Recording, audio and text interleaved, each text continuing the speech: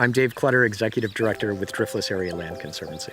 We're at the Argyle Conservation Area, which is a piece of land purchased about a year and a half ago by Driftless Area Land Conservancy.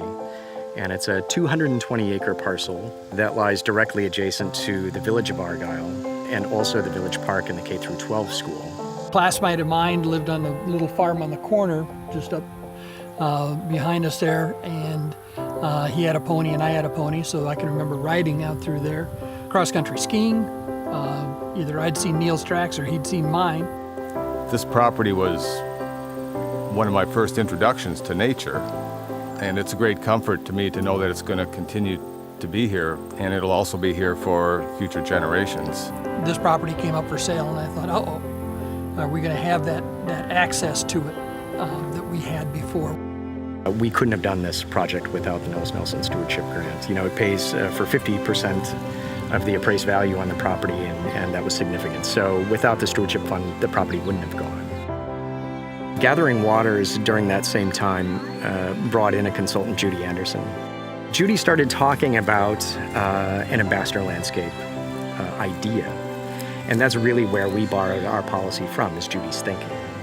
But she talked about these properties as being located near people, scalable to children, inviting, and you know, a way of really engaging people that may not otherwise be engaged in the enjoyment of the outdoors and in natural resources.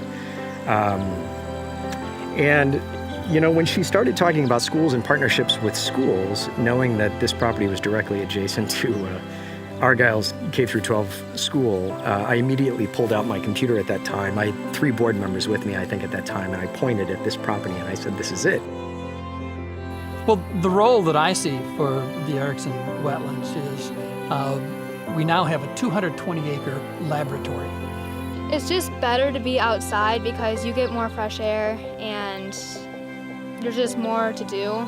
We've been working hand in hand with the school and developing curriculum and using this property as an outdoor laboratory. During school, it kind of feels cooped up, and then when we get to get outside, it's like you're free.